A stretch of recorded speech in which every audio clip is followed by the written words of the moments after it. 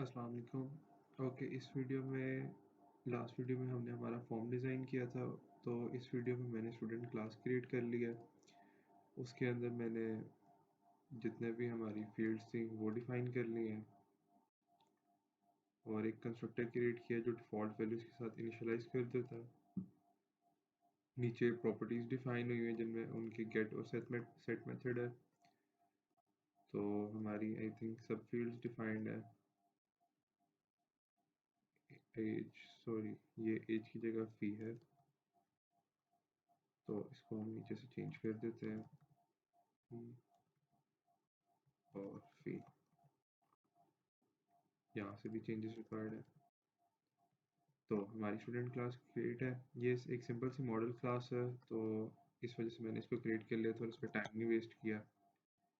अब हम हमारे फॉर्म में वापस आते हैं एंड इसमें फंक्शनैलिटी ऐड करना स्टार्ट करते हैं। सबसे पहले मैं जो मेरा फॉर्म है उसको रीनेम कर लूँ स्टूडेंट फॉर्म पर।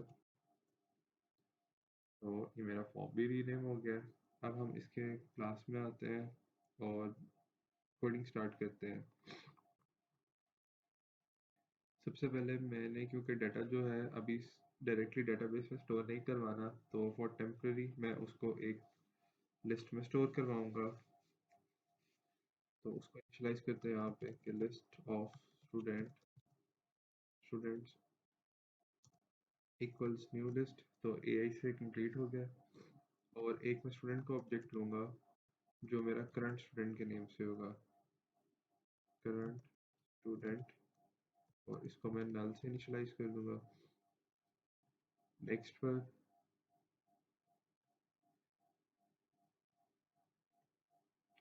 नेक्स्ट पर क्या होगा कि जब भी मेरा फॉर्म लोड हो तो मैं कुछ चेक्स परफॉर्म करूँगा। वो चेक्स क्या होंगे कि अगर तो मेरे डेटाबेस में या लिस्ट में डाटा है तो इन कंट्रोल्स को इनेबल कर दो और जो मेरा सबसे लेटेस्ट रिकॉर्ड है वो शो करवा दो। अदरवाइज इन फील्ड्स को डिसेबल कर दो और जब यूज़र न्यू पे क्लिक करे तो ये फील्ड्स इनेबल हो जाए। उसके साथ अगर तो मेरे ऑलरेडी फॉर्म में डाटा है तो जब भी मैं न्यू पे क्लिक करूँ तो ये जितनी भी फील्ड्स हैं ये सब इनिशियलाइज हो जाए डिफ़ॉल्ट डाटा से। इसमें जो ऑलरेडी डाटा है वो रिमूव रहे। इसकी एग्जांपल ऐसे कि जैसे मेरा प्रीवियस फॉर्म है ना, अब जैसे ही ये रन होता है तो इसमें डिफ़ॉल्ट डाटा आ जाता है, लेकिन अब अगर मैं इसमें न्यू ऐड करना चाहूँ तो मैं जैसे ही न्यू पे क्लिक करूँगा तो साथ ही डिफ़ॉल्ट डाटा शो होने लग जाता है मेरा। वो ब्राउज इमेज पर मैं इमेज सेलेक्ट कर सकता हूँ।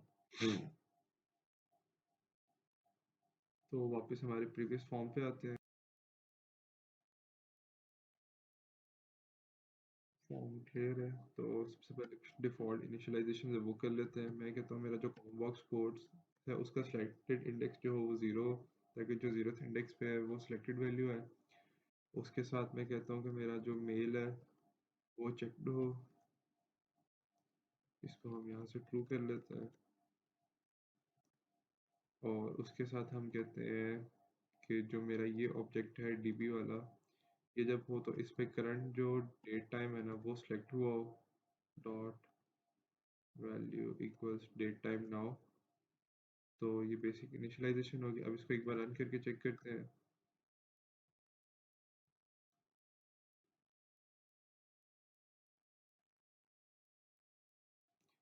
तो ये देखो ज़ीरो इंडेक्स सिलेक्टेड है और मेल सिलेक्टेड है और जो करंट टाइम है वो सिलेक्टेड है। तो इसको क्लोज करते हैं। और मैंने नोटिस किया कि इसमें डाटा कंप्लीटली विजिबल नहीं है, तो इसको रीसाइज करते हैं।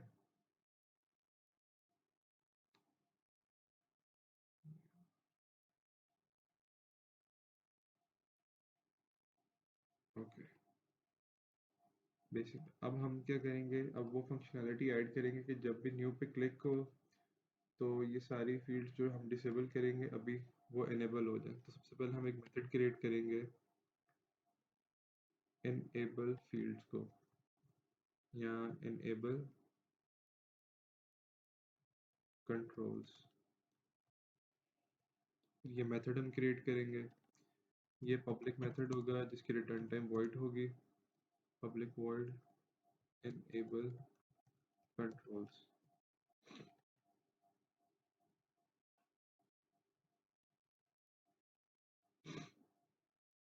तो इनेबल कंट्रोल्स आ गए हमारे पास। अब इस इनेबल कंट्रोल मेथड्स में क्या होगा कि हम जितनी भी फील्ड्स हैं ना उन सबको डिसेबल कर देंगे। वो किस बेस पे करेंगे कि अगर मेरे करंट स्टूडेंट में जो रिकॉर्ड है ना वो नल है, इट मीन्स मेरे पास कोई डाटा नहीं, तो जितनी भी फील्ड्स हैं उनको डिसेबल कर दो, और जब मैं न्यू पे क्लिक करूँ या डाटा हो तो उनको इनेबल कर दो। तो सबसे पहले लॉजिक ऐड करते हैं। If condition if current student equals null, तो जितनी भी मेरी अब फील्ड्स हैं वो फील्ड्स क्या हैं, आईडी, नेम, फी, और ये जितने कंट्रोल्स हैं इन सबको मैंने डिसेबल करना है इंक्लूडिंग दीज बटन्स। तो मैं इनका कोड राइट करता हूँ। xt fee dot enable equals false. तो इस तरह से जितने भी मेरे पास होंगे ना कंट्रोल्स उन सबको सिलेक्ट करके उनका जो इनेबल मेथड है ना उससे मैं उनको फॉल्स कर दूंगा। तो ये मैं करके वापस रिज्यूम करता हूँ वीडियो। ओके, तो ये मेरे जितने भी कंट्रोल्स थे उनको आपको याद होगा प्रीवियस वीडियो में हमने नेम असाइन किए थे, तो वो नेम राइट करके उसके बाद मैंने डॉट इनेबल्ड इक्वल्स फॉल्स। तो मेरे जितने भी कंट्रोल्स हैं ना वो जब ये कोड रन होगा ना तो बाय डिफ़ॉल्ट वो सारे डिसेबल्ड होंगे। तो इसको रन करके वेरीफाई करते हैं और आप देख लो कि जितने भी मेरे कंट्रोल्स हैं वो सब डिसेबल्ड हैं। तो ये जो न्यू का कंट्रोल है इसको हमने सिर्फ डिसेबल नहीं करना। तो इसको यहाँ से रिमूव कर देते हैं। अब अगर मैं इस पर क्लिक करूँ और इसको रन करूँगा ना तो डिसेबल्ड होंगे। अब हमने क्या करना है कि अब मैं इस न्यू पे क्लिक करूँ ना तो ये जो कंट्रोल्स है ना ये इनेबल हो जाए मेरे। तो उसके लिए कोड राइट करते हैं। यहाँ पर एक मेथड मैं इम्प्लीमेंट करूँगा। यहाँ पे आप फॉर्म डिज़ाइन में आओ और न्यू पे डबल क्लिक करो तो मेथड क्रिएट कर देता है। इसमें क्या करूँगा मैं, जो मेरा करंट स्टूडेंट का ऑब्जेक्ट है ना उसको मैं न्यू स्टूडेंट के ऑब्जेक्ट पे क्रिएट कर लूँगा। तो अब क्या, अब मेरा वो ऑब्जेक्ट जो है ना वो नल नहीं है। तो अब अगर वो नल नहीं है तो इस सारे को मैं कॉपी करता हूँ और एक एल्स ब्लॉक में इस सबको पेस्ट कर देता हूँ मैं। एंड जितनी भी फॉल्स वैल्यूज हैं उन सबको हम ट्रू कर देंगे। ओके, तो एल्स पार्ट में मैंने क्या किया है कि जितने भी मेरे ये फील्ड्स हैं ना इन सबको इनेबल कर दिया है। आईडी फील्ड डिसेबल्ड रहेगी क्योंकि उसमें चेंजेस नहीं आने, वो डिफ़ॉल्ट सिलेक्टेड होगी। ऑटो जनरेट करेगी और डिफ़ॉल्ट सिलेक्टेड आएगी, तो उसमें हमने अपडेशन नहीं करने। बाकी जितने भी फील्ड्स हैं उन सबको हमने इनेबल कर दिया है। तो इसको रन करके वेरीफाई करते हैं।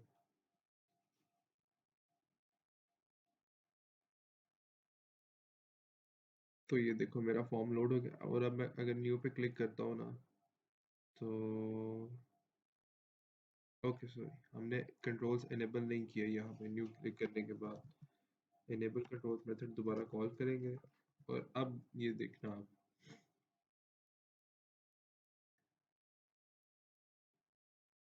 कि मैं अब न्यू पे क्लिक करता हूँ तो मेरे जितने भी कंट्रोल्स हैं वो सब इनेबल हो गए। मैं यहाँ पे डाटा सेलेक्ट कर सकता हूँ कुछ भी, और ये सब बटन्स क्लिक हैं। अब हमने नेक्स्ट लॉजिक इम्प्लीमेंट करनी है कि इन कंट्रोल्स को हमने हैंडल करना, न्यू, नेक्स्ट और प्रीवियस को।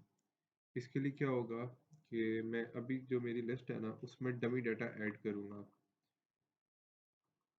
उससे पहले मैं क्या करता हूँ कि एक वेरिएबल क्रिएट करता हूँ ग्लोबल, करंट इंडेक्स के नेम पे, जो मेरे करंट रिकॉर्ड की तरफ पॉइंट करेगा। ठीक है, और ये -1 सेट कर देते हैं।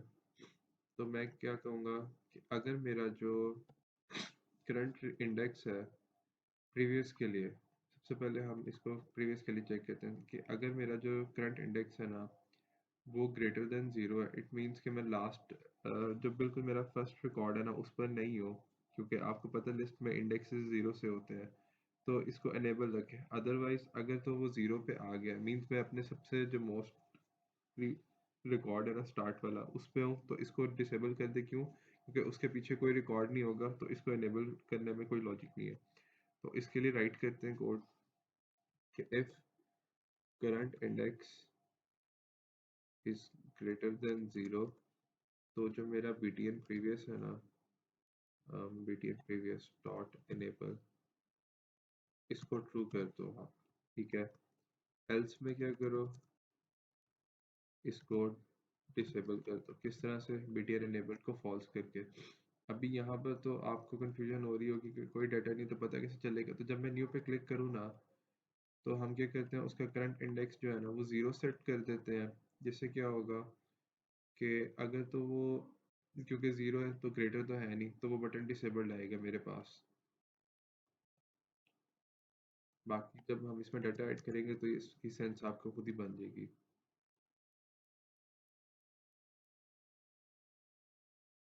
न्यू पे क्लिक किया। अब क्या है, प्रीवियस बटन क्यों डिसेबल है, क्यों, क्योंकि मेरे पास कोई रिकॉर्ड नहीं है, मैं जीरो इंडेक्स में हूँ और उससे पीछे तो कोई रिकॉर्ड होता नहीं, तो मेरा बटन डिसेबल्ड है। अब हम क्या करेंगे, सेम लॉजिक इम्प्लीमेंट करेंगे हमारे नेक्स्ट, बीटीएन नेक्स्ट के लिए। बट उसमें क्या होगा कि मैं चेक करूंगा कि अगर मेरा करंट इंडेक्स जो है ना वो लेसर देन है किससे, मेरी जो मूवीज वाली, सॉरी, स्टूडेंट वाली लिस्ट है, उसका जो काउंट है, सपोज मेरे पास 10 रिकॉर्ड है और मैं जो है इस वक्त फिफ्थ इंडेक्स पे हूँ, तो वो क्या, वो लेसर है मेरे फाइनल्स। तो वो क्या है कि वो लेस है मेरे जो स्टूडेंट का काउंट है ना उससे, तो वो क्या करे, मेरा जो नेक्स्ट वाला बटन है ना उसको इनेबल रखे, अदरवाइज डिसेबल कर दे। बीटीएन नेक्स्ट, और यहाँ पर भी बीटीएन नेक्स्ट। ये क्या, और लेट्स सपोज अगर मैं कहता हूँ कि मेरा लास्ट रिकॉर्ड चल रहा है, यहाँ पर क्या है कि मेरे 10 रिकॉर्ड्स हैं, ठीक है, और मेरा जो करंट इंडेक्स है ना वो 9 है। क्यों, क्योंकि 0 to 9 10th रिकॉर्ड पर ही हूँगा मैं। और स्टूडेंट काउंट -1 भी 9, तो इफ 9 लेसर देन 9, तो वो तो कंडीशन फॉल्स है, तो मीन्स मैं यहाँ पे अपना नेक्स्ट वाला बटन डिसेबल कर दूंगा, ठीक है। तो अगर ये कोड रन हो तो इसमें क्योंकि अभी कोई डाटा नहीं है, तो इसकी जो काउंट है वो ऑलरेडी ज़ीरो होगी। तो जो ज़ीरो से भी लेसर पे मेरा नेक्स्ट बटन भी डिसेबल्ड होगा।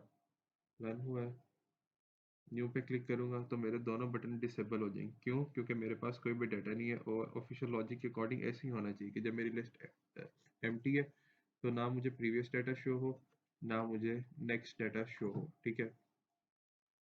अब हम क्या करते हैं, इसमें जो सेव फंक्शनैलिटी है ना उसको ऐड करना स्टार्ट करते हैं। हम फॉर्म पे जाएंगे, सेव बटन पे डबल क्लिक करेंगे। क्लिक्स को क्या हो गया,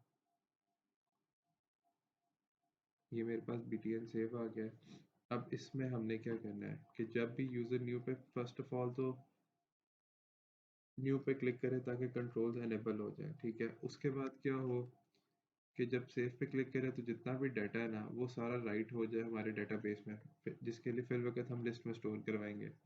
इसमें एक और लॉजिक इम्प्लीमेंट करनी है, वो ये है कि लेट्स सपोज अगर इसमें एक रिकॉर्ड ऑलरेडी डेटाबेस से गेट करता हूँ, मेरा लेटेस्ट लिखा हुआ आता है, उस टाइम में अगर सेव पे क्लिक करूँ तो वो उस रिकॉर्ड को ना स्टोर करवाए, सिर्फ जो लेटेस्ट रिकॉर्ड है उसी को स्टोर करवाए।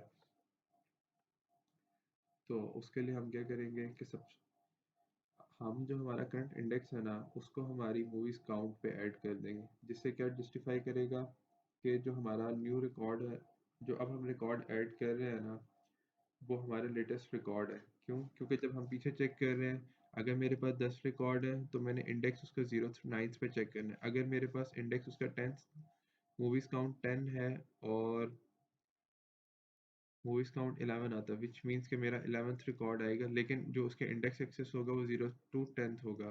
तो अगर मैं कहता हूँ कि मेरा करंट इंडेक्स जो अभी तक आ रहा है वो 0 to 9 है, लेकिन अब जो मेरा करंट इंडेक्स हो गया ना वो मैं कर दिया 10, और 10 ऑलरेडी मेरा मूवीज काउंट है, तो मैं क्या कहूँगा कि इस रिकॉर्ड अब जो मेरा सेव हो रहा है वो न्यू रिकॉर्ड है, तो उसको हम स्टोर करवा देंगे। उसको हम राइट करते हैं, जब लिस्ट में फिर डाटा आएगा तो उसके अकॉर्डिंग ये और सेंस क्रिएट करेगा। बिकॉज आई नो अभी मैं खुद भी सही समझा नहीं पाया इस चीज़ को। इसको इक्वल्स करते हैं हम अगर हमारी स्टूडेंट्स डॉट काउंट पे, और इसको मैं कर देता हूँ स्टूडेंट्स काउंट पर। इसकी सिंपल सेंस इस तरह से बना लो कि जब मैंने न्यू पे क्लिक किया है तो जो मेरी स्टूडेंट काउंट है ना वो मैंने करंट इंडेक्स को दे दिया। तो जब ऑब्वियसली अब ये दोनों इक्वल हो गए हैं, तो जब ये दोनों इक्वल हैं तब हम रिकॉर्ड सेव करवाएंगे, इफ़ नॉट तो हम नहीं सेव करवाएंगे। क्यों? क्योंकि जिस मैंने लॉजिक चेक किया, अगर मैंने अपना लास्ट रिकॉर्ड भी चेक करना है तो मैंने स्टूडेंट काउंट में से -1 करना है, अदरवाइज वो मेरे पास इंडेक्स आउट ऑफ बाउंड के एक्सेप्शन दे देगा। तो जब मेरा ऑलरेडी -1 से बगैर चेक किए मैं उसको डायरेक्ट काउंट असाइन कर रहा हूँ, इट मीन्स कि वो रिकॉर्ड अभी मैंने स्टोर करवाया ही नहीं हुआ। तो मेरे इंडेक्स और काउंट सेम है, तो उस पॉइंट पे आके मैं फिर स्टोर करवाऊंगा। वो स्टोर कैसे करवाऊंगा? उसके लिए जो डाटा है ना मेरे फॉर्म में, उसको पहले मैंने करंट जो मेरा स्टूडेंट है ना उसके अंदर गेट करना है। अब उस वो किस तरह से गेट होगा? उसके लिए पहले एक मेथड यूज़ होगा जो यूआई से डाटा गेट करके उसमें स्टोर करवाएगा। किस में स्टोर करवाएगा? करंट स्टूडेंट के ऑब्जेक्ट में। तो अब वो मेथड राइट कर लेते हैं, बल्कि उसको हम नेक्स्ट वीडियो में कंटिन्यू करेंगे।